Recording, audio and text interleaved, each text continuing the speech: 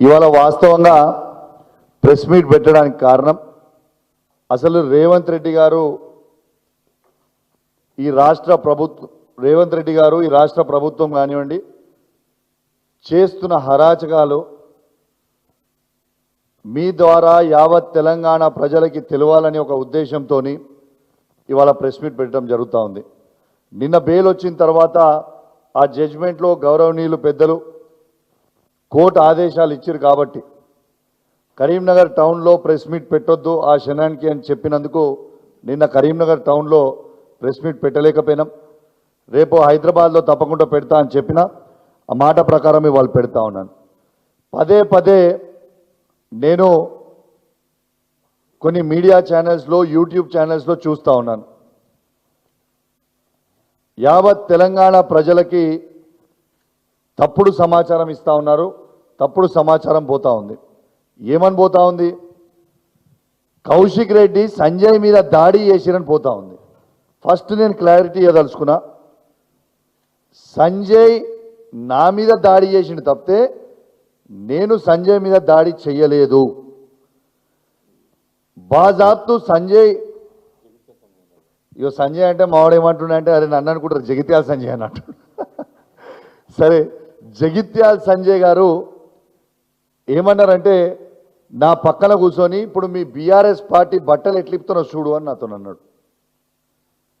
అన్న తర్వాత నేను నువ్వు మైక్ ఇచ్చిన తర్వాత అసలు ఈయన ఏ పార్టీతోని మైక్ ఇచ్చిర్రు, ఈయనకు అసలు ఏం సంబంధం, ఈయన ఏ పార్టీ అని నేను అడిగినప్పుడు ఈడ చూడొచ్చు మొట్టమొదటిగా సంజయ్ గారు నా ఛాతి మీద చేయబెట్టి నా మీద ఎట్లా దాడి చేస్తున్నారో మొత్తం మీరు ఈ ఫోటోలో చూడొచ్చు.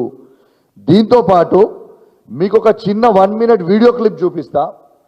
ఏ విధంగా డాక్టర్ సంజయ్ జగిత్యాల నా మీద దాడి చేసిండ్రో, కాంగ్రెస్ పార్టీ శాసనసభ్యులు ఏ విధంగా నాపై దాడి చేసిండ్రో, స్వయంగా మంత్రి శ్రీధర్ బాబు గారు ఏ విధంగా నన్ను ఏలు చూపించి బెదిరిస్తుండో, మరియు అక్కడ ఉన్న 3 మంత్రుల ఆదేశాల మేరకు పోలీస్ వాళ్ళు ఏ విధంగా నా మీద దాడి చేసిండ్రో మొత్తము తెలంగాణలో ఉన్న ప్రతి పౌరుడు ఏ విధంగా ఈ కాంగ్రెస్ ప్రభుత్వం, కాంగ్రెస్ మంత్రులు, కాంగ్రెస్ ఎమ్మెల్యేలు ఇలా వాళ్ళ ఆదేశాల మేరకు పోలీసులు ఏ విధంగా రౌడీలాగా బిహేవ్ చేస్తున్నారో ఒక్కసారి ఆ వీడియో క్లిప్ ద్వారా మీరు మొత్తం కూడా చూపించాలని విజ్ఞప్తి చేస్తున్నా.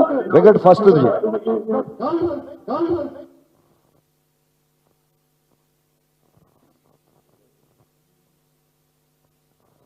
మీరు క్లియర్గా చూడొచ్చు ఏ విధంగా సంజయ్ గారు నన్ను అక్కడ నూకుతుండ్రు.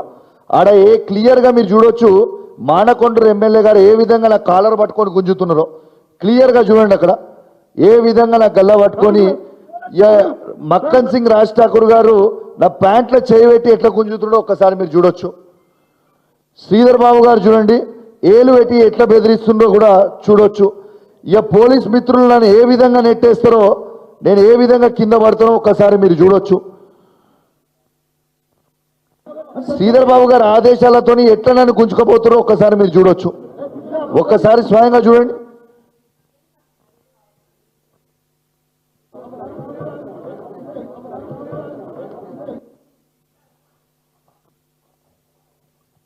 మీరు ఆ వీడియో చూసిండ్రు కదా. ఇవాళ నేను అడిగిన తప్పేముంది? ఫస్ట్ ఆఫ్ ఆల్ ఆ రివ్యూ మీటింగ్కి ఒక బాధ్యత కలిగ శాసనసభ్యుడు ఇవాళ నేను అడిగిన తప్పేముంది? ఫస్ట్ ఆఫ్ ఆల్ ఆ రివ్యూ మీటింగ్కి ఒక బాధ్యత కలిగ శాసనసభ్యునిగా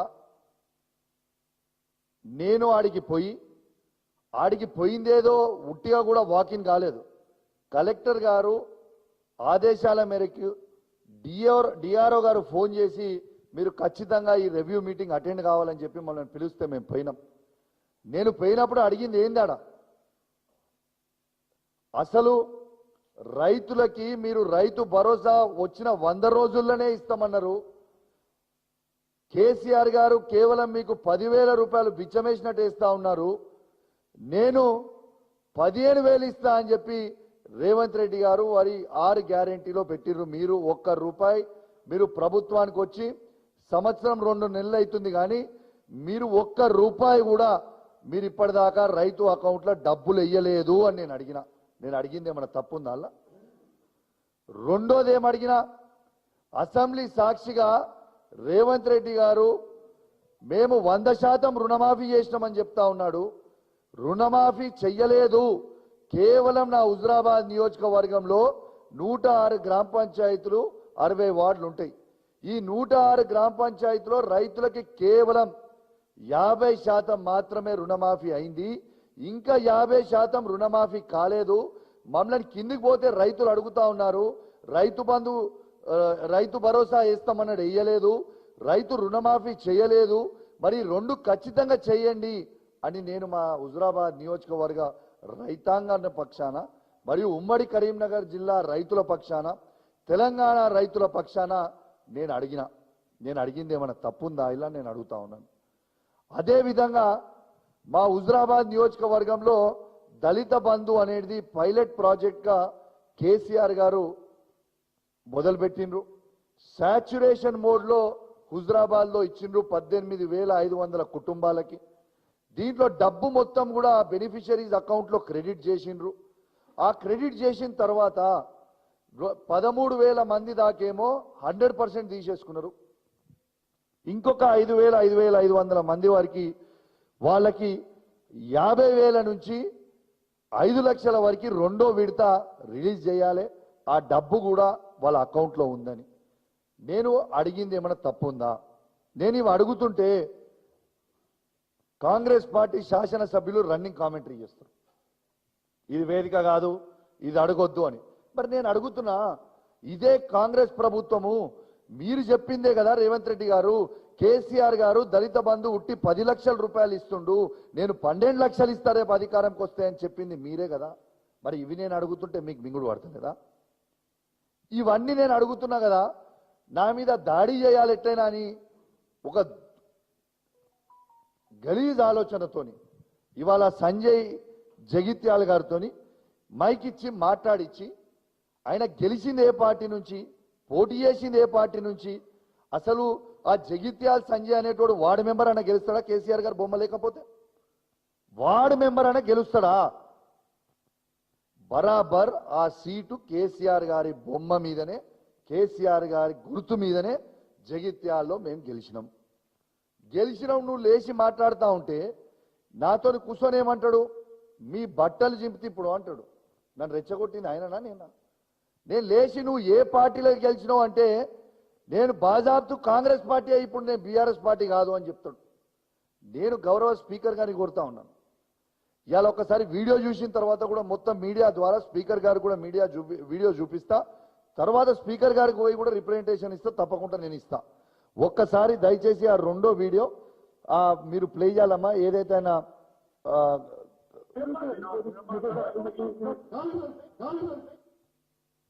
మళ్ళా ప్లే చేయమ్మా ఒకసారి.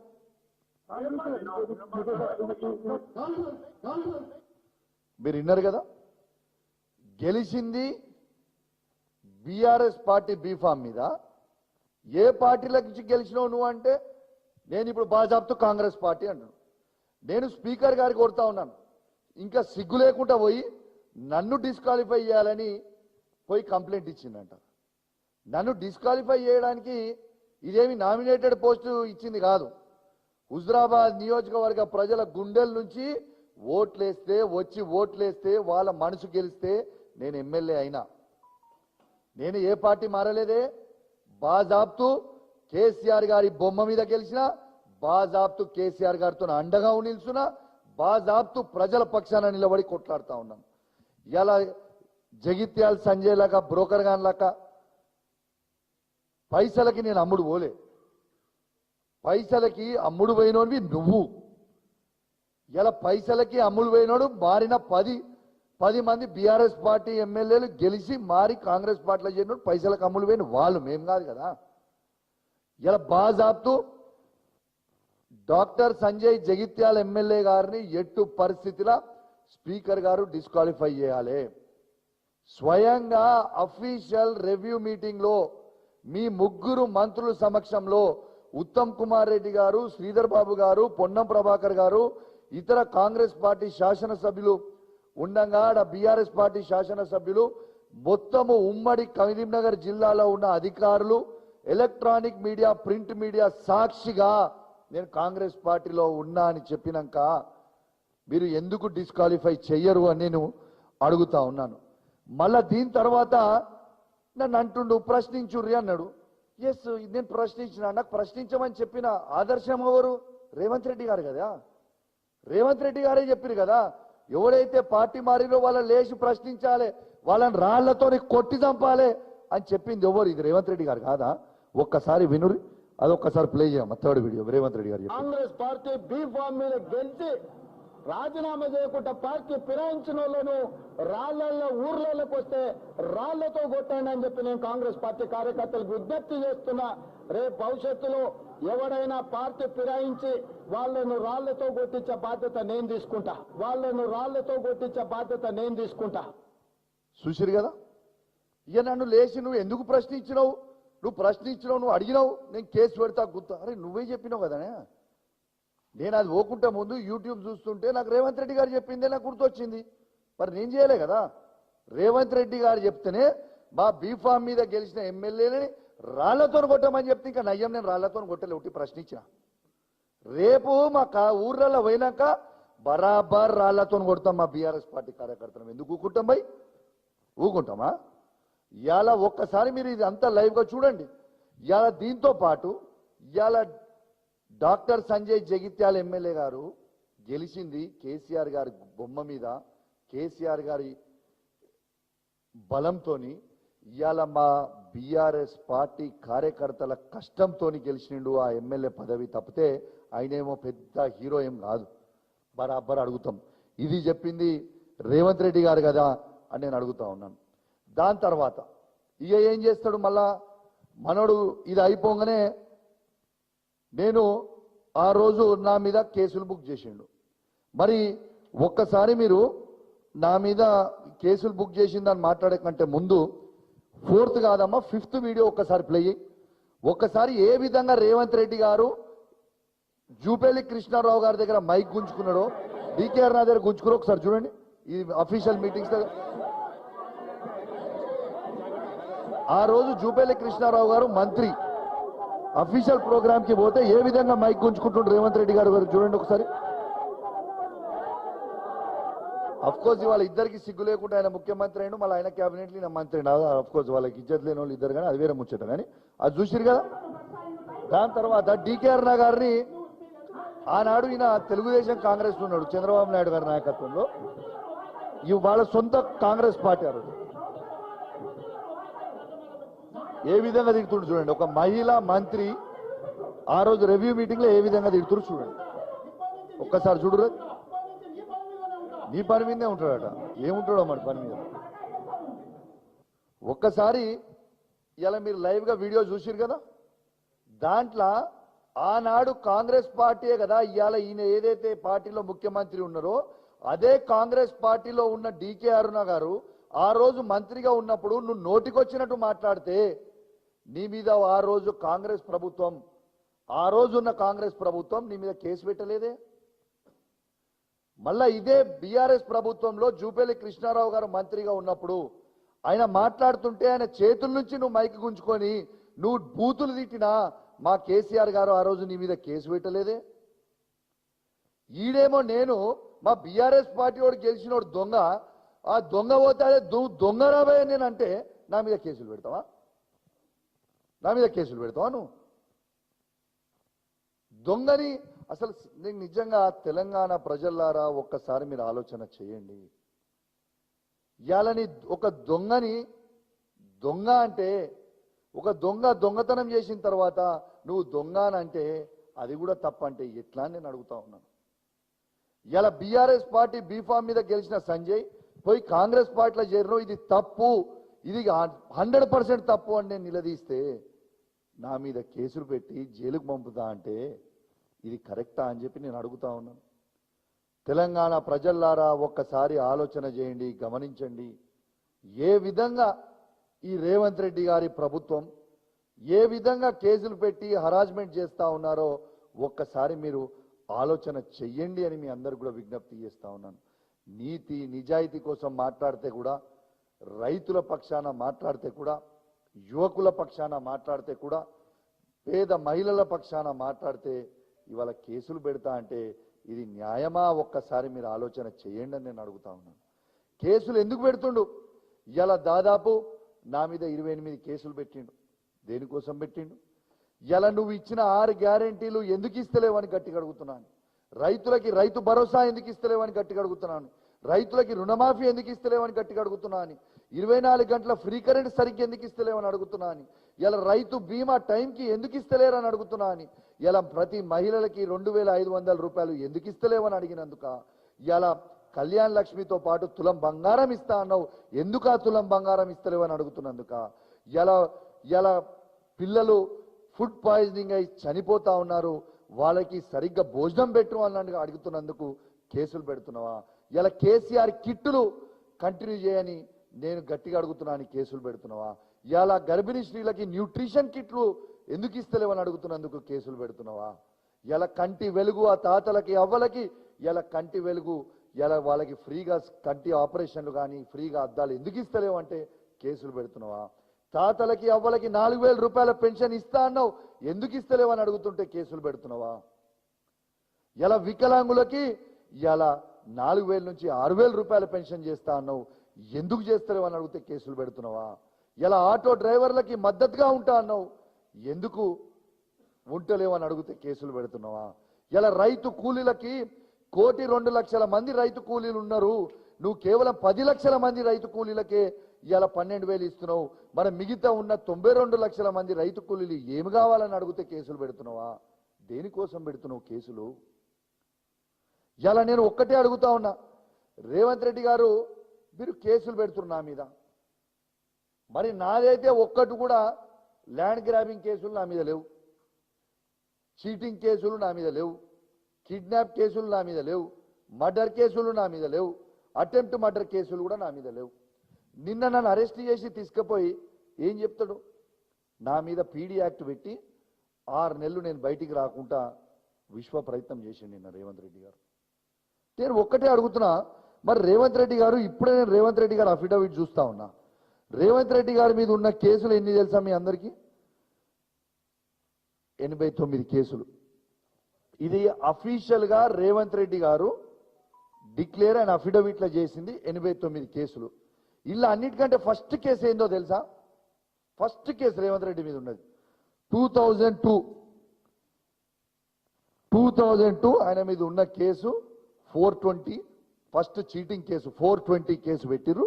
తర్వాత 120B అంటే ల్యాండ్ గ్రాబింగ్, అటెంప్ట్ మర్డర్.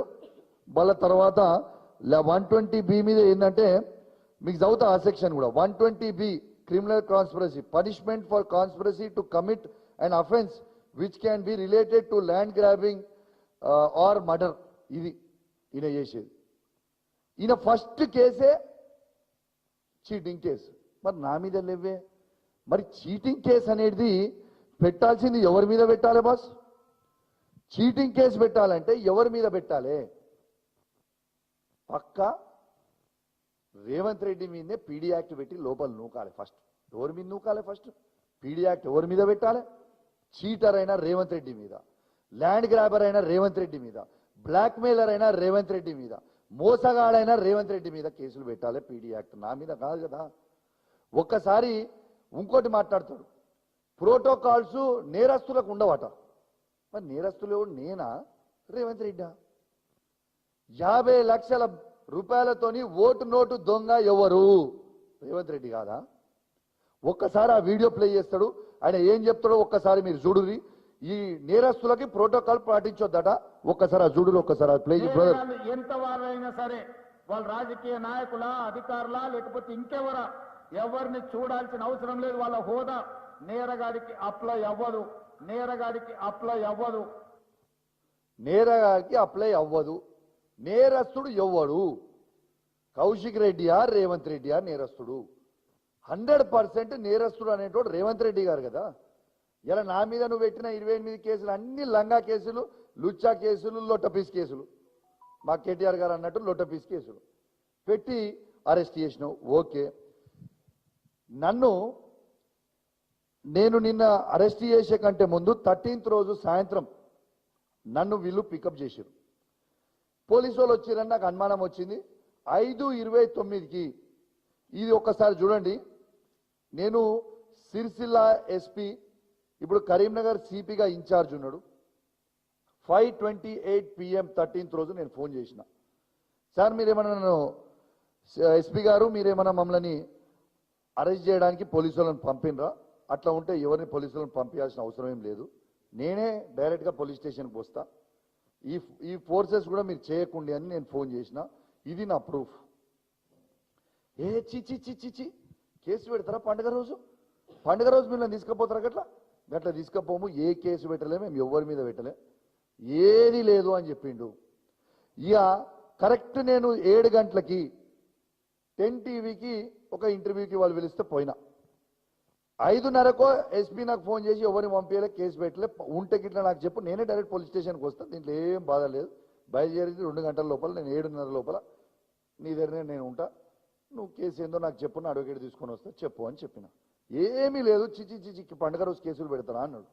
7:30కి నేను ఒక టీవీ ఇంటర్వ్యూ ఇచ్చిన తర్వాత ఒక్కసారి నన్ను ఎట్లా తీసుకుపోయారు ఒక్కసారి అది ప్లే చేయ బ్రదర్. ఏది మన ఫోర్త్ ప్లే చేయ, అది చూడు ఒక్కసారి చూడు. నేను ఇంటర్వ్యూ నుంచి బయటికి రాగానే 50 మంది పోలీసు వాళ్ళతో అది తీసుకుపోతారు. నేనేమన్నా దొంగన లంగన ఏంటిది రేవంత్ రెడ్డి లెక్క బ్యాగులు ఏమైనా దొరికింది నా దగ్గర? అది చూడు ఏ విధంగా తీసుకుపోతారు చూడు.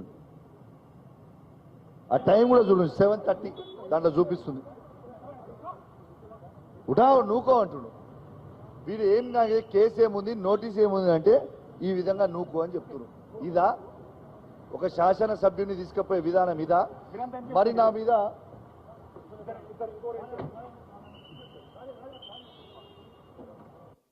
ఏ విధంగా తీసుకుపోయిండో ఒక్కసారి మీరు చూడండి. ఇది కరెక్టా అని నేను అడుగుతున్నా. ఇది కరెక్టా?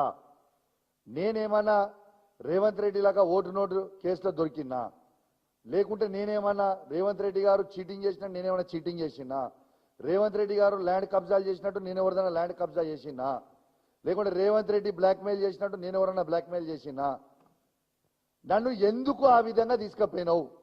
ఎస్పీ గారు మొత్తం మీరు సమాధానం చెప్పాల్సిన అవసరం ఉంది తెలంగాణ సమాజానికి. నేను 5:28కి నీకు ఫోన్ చేసినప్పుడు కేసు పెట్టలేదు, నేను తీసుకుపోనని చెప్పి 7:30కి పోలీసు వాళ్ళని కరీంనగర్ నుంచి పంపించి ఈ విధంగా అరెస్ట్ చేయడం ఎంతవరకు కరెక్ట్ అని నేను అడుగుతా ఉన్నా. అంటే నేను ఒక్కటే అడుగుతున్నా, ఇవాళ నా ఇంట్లో పండుగ ఉండొద్దు, మా బీఆర్ఎస్ పార్టీ ఎమ్మెల్యేలు తర్వాత మా అధ్యక్షుడు మా వర్కింగ్ ప్రెసిడెంట్ ఎవ్వరు కూడా పండుగ చేసుకోవద్దు, అందరు కూడా బాధపడాలి, వాళ్ళ ఎమ్మెల్యేని ఇన్సల్ట్ చేయాలని ఇలా నువ్వు నన్ను అరెస్ట్ చేస్తేవి. నాతో పాటు పండుగ తెల్లారి అందరు ఎమ్మెల్యేలని మా వర్కింగ్ ప్రెసిడెంట్ కేటీఆర్ గారు, హరీష్ రావు గారు, కవిత గారుతో మొదలు పెడితే మా సంజయ్ గారు, మా ఎమ్మెల్యేలు, మా క్యాడర్ని మొత్తం పండుగ రోజు పొద్దున పోలీసు వాళ్ళు వచ్చి అరెస్ట్ చేస్తున్నారు. సరే నువ్వు అరెస్ట్ చేసినావు సంతోషం, మరి మా వాళ్ళని అరెస్ట్ చేసినావు, పాపం వాళ్ళ ఇంట్లో అరెస్ట్ చేసారు, మరి పాపం పోలీసు వాళ్ళకు కూడా వేలాది మంది ఫోర్సు, దాదాపు ఒక 2000 మంది పోలీసు వాళ్ళు అనుకుంటా మొత్తం రాష్ట్ర వ్యాప్తంగా ఇంకెక్కువనే ఉన్నారు. ఆ పోలీసు వాళ్ళని కూడా మా క్యాడర్ ఇంటికి వస్తే అరెస్ట్ చేసుడు, మా ఎమ్మెల్యేలను అరెస్ట్ చేసుడు, ఎమ్మెల్సీలను అరెస్ట్ చేసుడు, ఎంపీలను అరెస్ట్ చేసుడుతోని పాపము ఆ పోలీస్ మిత్రులకు కూడా పండుగ ఉంటుంది కదా, వాళ్ళకి కుటుంబ సభ్యులు ఉంటారు కదా, వాళ్ళ ఇంట్లో పూజలు ఉంటాయి కదా, వాళ్ళ ఇంట్లో మరి వాళ్ళ గురించి అన్న నువ్వు ఆలోచన చేయవా? ఇవాళ నన్ను ఆ విధంగా అరెస్ట్ చేసి తీసుకుపోయి రాత్రి మీకు ఇంకోటి చెప్పాలి ఇప్పుడు ఇంపార్టెంట్, నన్ను అరెస్ట్ చేసినాక తీసుకుపోయి నన్ను జడ్జి గారి దగ్గర ప్రొడ్యూస్ చేయాలి కదా. జడ్జి గారి దగ్గర ప్రొడ్యూస్ చేయకుండా ఓ మొత్తం దోమలు కుట్టే రూమ్లో నన్ను వేసి ఈడ నువ్వు అనుకోవాలి ఇలా పొద్దున, రేపు పొద్దున ఉన్నది నేను ఎంక్వైరీ చేస్తాను. మళ్ళీ అది పనుకొని ఉంటే ఆ రూమ్లో 2 కెమెరాలు పెట్టింది. ఆ కెమెరాలు ఎక్కడ చూస్తుర్రా బాబు, ఈ కెమెరా ఎవరు చూస్తుర్రా అంటే ఈ కెమెరాలు అంటే రేవంత్ రెడ్డి ఇంట్లో కూర్చొని చూస్తున్నట్టు సంతోషపడుతుంటా. నేను కౌశిక్ని పెట్టినా, మరి నేనేం చేసినా ఆ దోమలు ఉన్నా కూడా సర్రా బ్యాన్ మంచిగా పరుపు వేసుకున్నా, మంచిగా మెత్త పెట్టి నేను కూడా దిగులు మంచిగా అనుకున్నా. చూడరా ఇట్లా అనుకుంటున్నావు, నీ లొట్టపీస్ కేసులకు మేము భయపడేటం కాదని నేను కూడా మంచిగా అనుకున్నా. ఇది నిజం నేను చెప్పింది.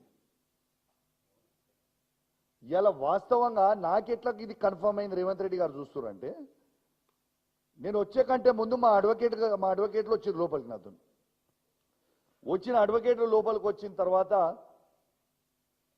నా బిడ్డ ఏడుస్తుందంటే, నా బిడ్డతోని ఒకసారి మాట్లాడుతుందట అంటే నా బిడ్డతోని ఫోన్ మాట్లాడించారు వాళ్ళ నుంచి. ఏడుస్తుంది, అరొచ్చిపోయాం అంటే, అరే ఏం కాదు ధైర్యంగా ఉండండి అని నా బిడ్డకి ఆ అడ్వకేట్ ఫోన్ నుంచి చెప్పి, don't worry I will come back అని నేను చెప్పిన తర్వాత రేవంత్ రెడ్డి గారు ఆఫీస్ నుంచి ఇంటెలిజెన్స్ ఐజీ శివధర్ రెడ్డి గారు ఫోన్ చేసి సిపిని వాయిస్తాడు.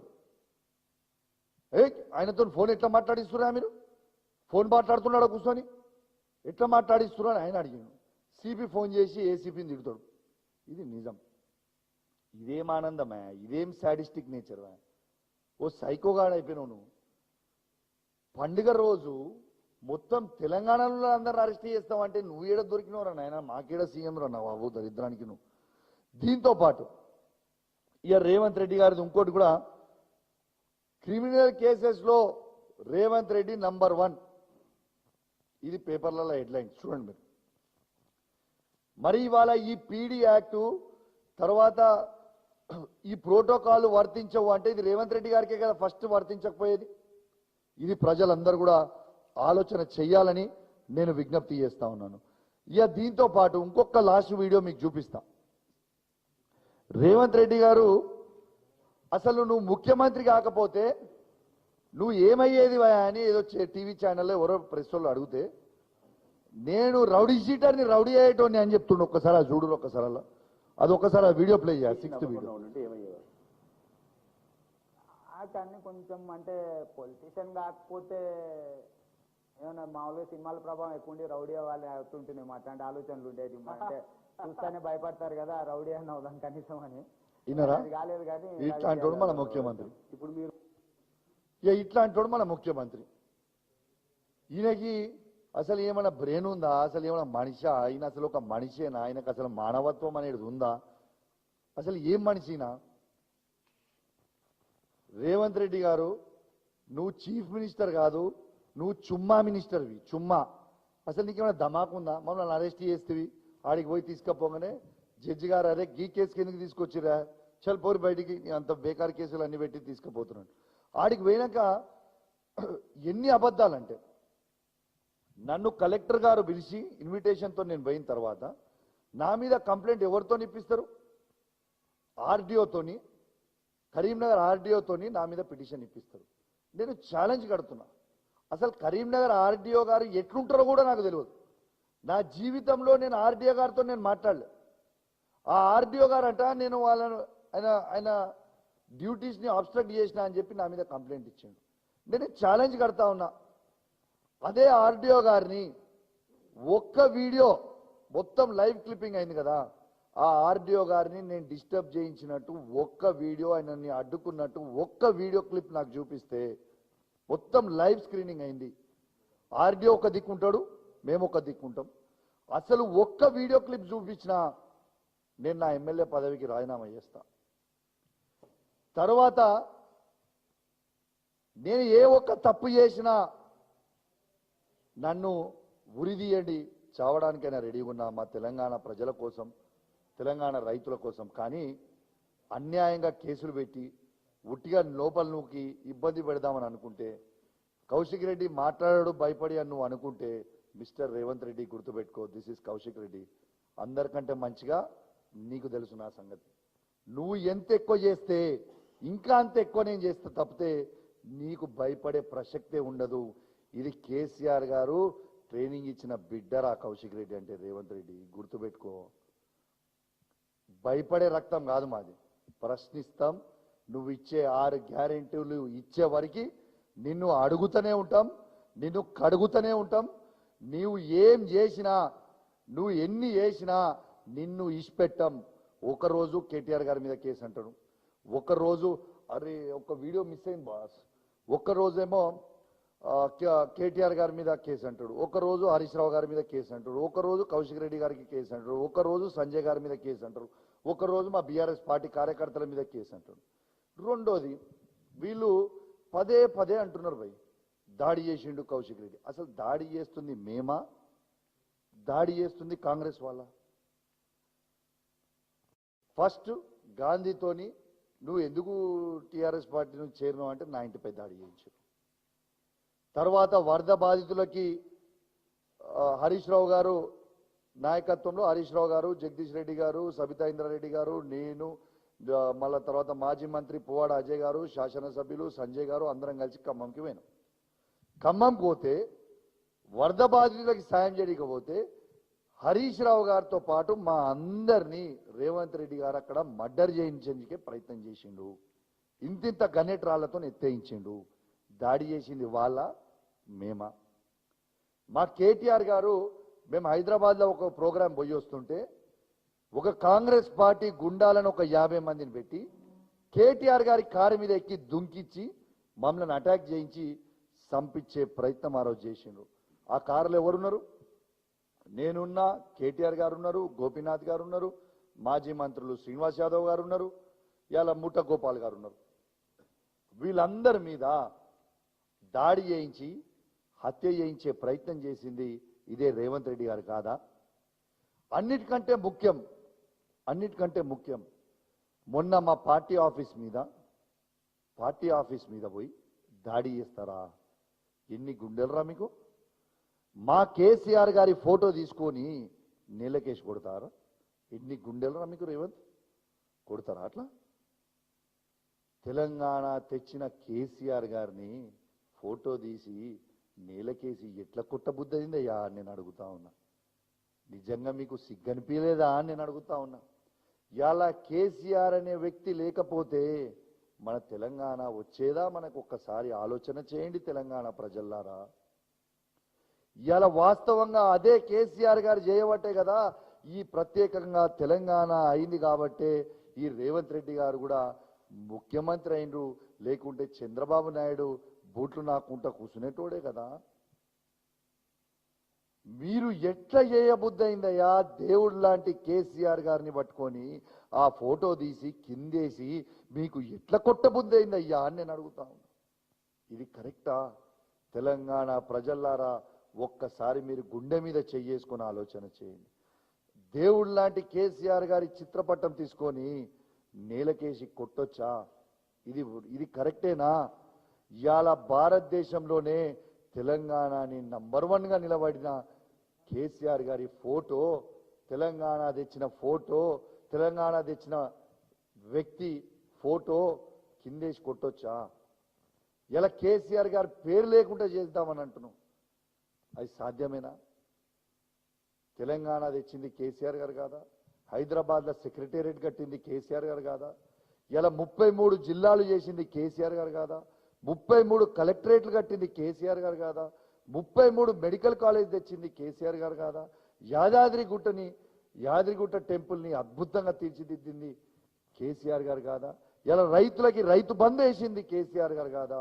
భారతదేశంలో ఎక్కడ లేని విధంగా 24 గంటల ఫ్రీ కరెంట్ ఇచ్చింది కేసీఆర్ గారు కాదా? ఇలా రైతు బీమా ఇచ్చింది కేసీఆర్ గారు కాదా? ఇలా కళ్యాణ్ లక్ష్మి 1,116 రూపాయలు ఇచ్చింది కేసీఆర్ గారు కాదా?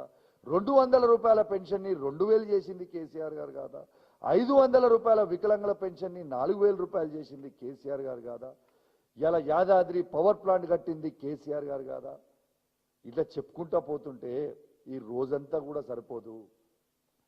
అట్లాంటి కేసీఆర్ గారి చిత్రపటం కిందేసి కొడుతుంటే గుండెల్లో బుల్లెట్ గుచ్చుకున్నట్టు గుచ్చుకుందండి. దాడులు చేస్తుంది మేమా?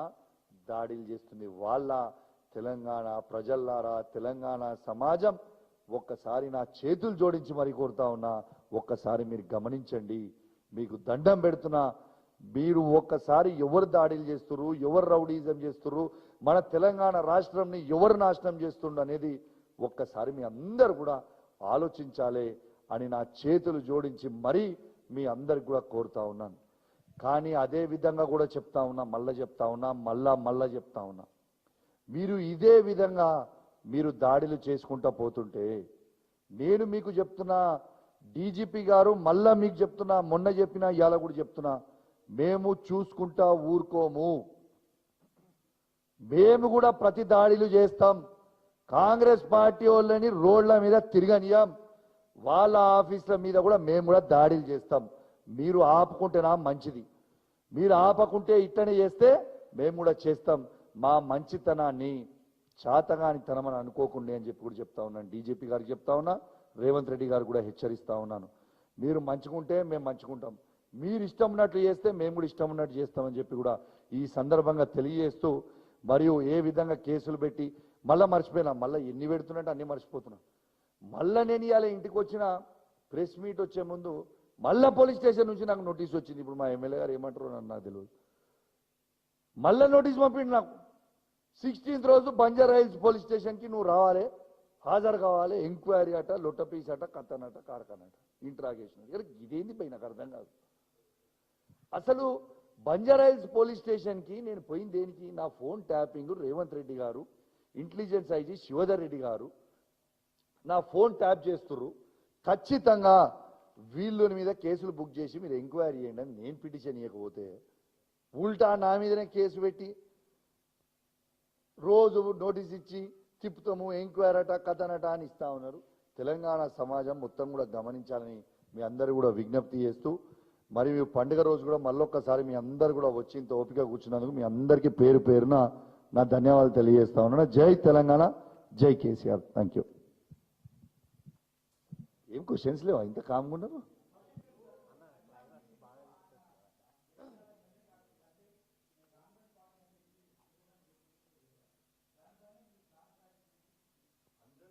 %. రేపు మా కేసీఆర్ గారితో, కేటీఆర్ గారితో, హరీష్ రావు గారితో చర్చించి ఫర్దర్ కోర్స్ ఆఫ్ యాక్షన్ తప్పకుండా తీసుకుంటాం. 100% వాళ్ళ పర్మిషన్ తీసుకొని స్పీకర్ గారికి కూడా కంపల్సరీ కంప్లైంట్ ఇస్తాం ఈరోజు చాలా త్వరలోనే. Thank you.